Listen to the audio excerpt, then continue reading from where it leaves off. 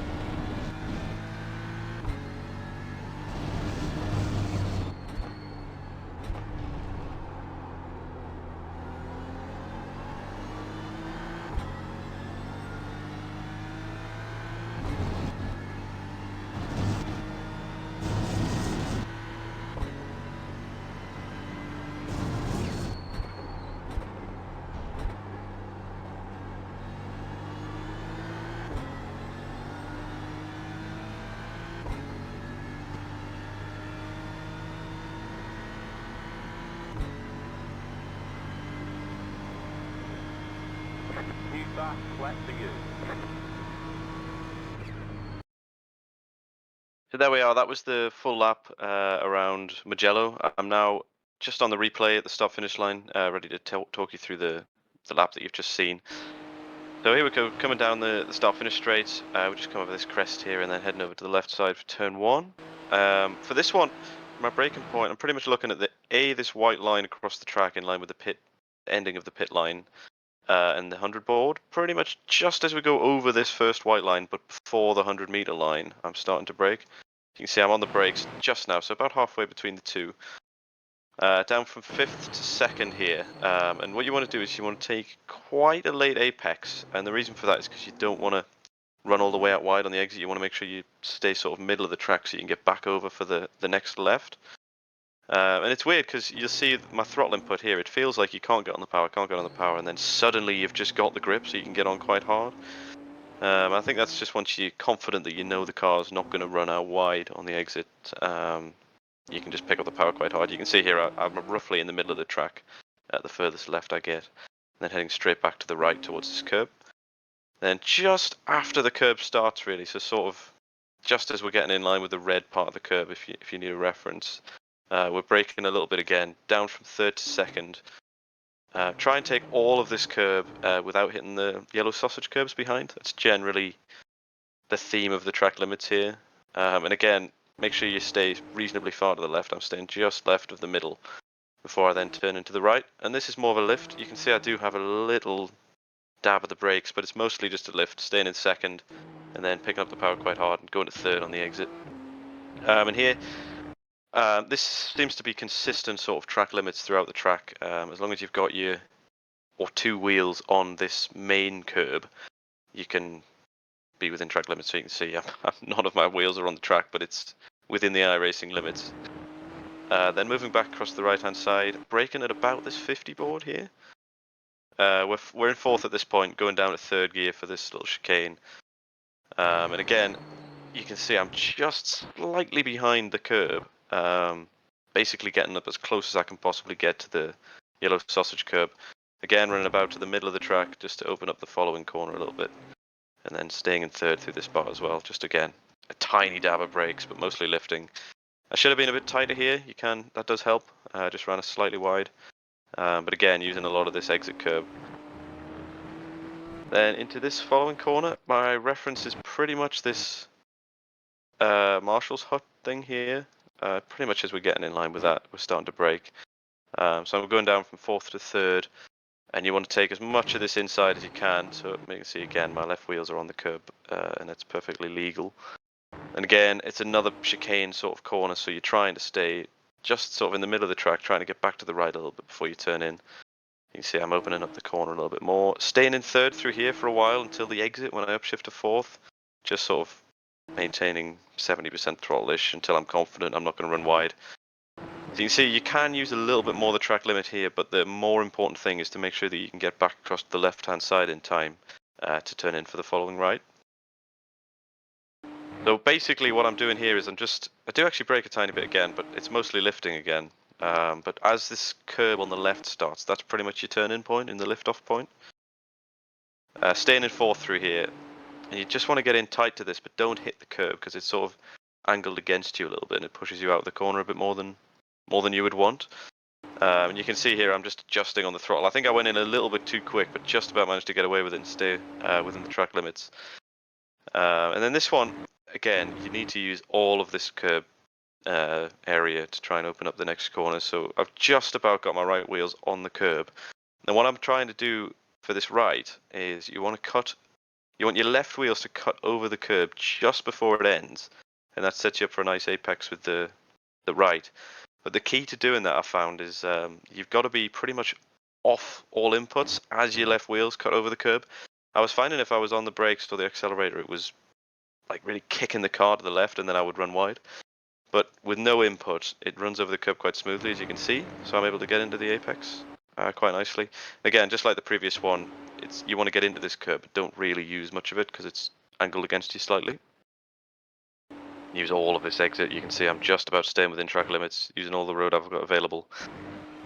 Then up for this one, it's pretty much, it feels like from the cockpit, just as you come over the crest of the hill. But an alternative reference would be just after we go past this little thin bit of slip road there. We're starting to brake.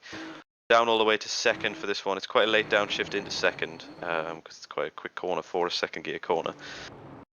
This one I actually found you can actually get a little bit of this sausage curb, just a little bit, and it's okay. I don't on this occasion, you don't have to, but if you do find yourself turning in slightly too early, it's one of the few places you can get away with it. And again, much like the theme of this track seems to be, we're trying to run roughly to the middle of the track, getting back over a little bit to open up the following corner. So we're staying in 2nd through this middle part and then just lifting through here a little bit. Then go into 3rd gear and firing it out on the exit. Just be careful on this curb. It's quite a good example of what happens to me here. There's a bit of a bump about here. I just sort of have a little bit of oversteer. You've got to be careful on the throttle over there. I slightly overdid it, I think. And the other thing worth noting as well with these curbs is some cases, like here, you can dip your wheels beyond the curb just before you hit the sausage curb. Just be aware that if you do that, it can catch on the way back over the curb, and that can sort of kick the tail out a little bit as well. So you just got to be careful if you do find yourself going for that sort of line. And once again, getting back across to the left-hand side, I'm looking for really just after we go past this 100-meter board. It feels sort of more like I'm braking in the middle. You can see I've got a bit of double input here, but in the middle between the 50 and 100 boards is when we're starting to brake. And I'm basically pointing the car at this first apex, going all the way down to 2nd gear for this one as well. I'm hitting this first apex, then washing out slightly wide, still trail braking and lifting just a little bit. And then we get back for the 2nd apex and getting on the power quite early. I think it's sort of an increasing radius corner, so it's almost tighter on the first part. So you can get on the power earlier than you think. Stay on the track. Just be careful of the traction at this point. When I was initially running laps, I was trying to set up this next chicane. I didn't realize how lenient the track limits were, but it's actually no problem to run really far out wide here because, as you can see here, with the track limits being as they are, where you only need 2 wheels on the main curb, this is easily flat, no matter what line you come into it from, because you can cut so much of it, and you should cut so much of it because you can, and you'll just be giving up time if you don't. And then for the final corner, it's a bit like one of the previous corners where there's sort of a crest as you go over, and it feels like, subjectively, just as I'm getting towards the crest, that's when I'm starting to brake. An alternative reference is these orange bits of the wall. pretty much just as the car's in line with it. So we're just going past it here, and then we're on the brakes. There's also like a yellow flag board there, or a 50 board if you prefer those references. Again, this is similar to the previous corner before the flat out chicane, where it's a second gear corner. You want to get in for a first apex, run a little bit wide, then sort of. I don't actually come all the way back here, and it's again because it's, you can see from the track map, it sort of widens on the exit. The apex is, the point of the first apex is a tighter corner than it is on the exit. So you're able to pick up the power quite early. So I'm not even pointing anywhere near the end of the corner at this point, but I'm picking up the power, letting it run out wide. Just as long as you're careful on the throttle here and you make sure you don't slide, this is a good way to get a good exit. You can see there's even more road that I could be using on the exit if I had to. Yeah, so the key there is just to pick up the power as early as you can. There's loads of road on the exit. And yeah, that brings us back to the start finish for the end of the lap.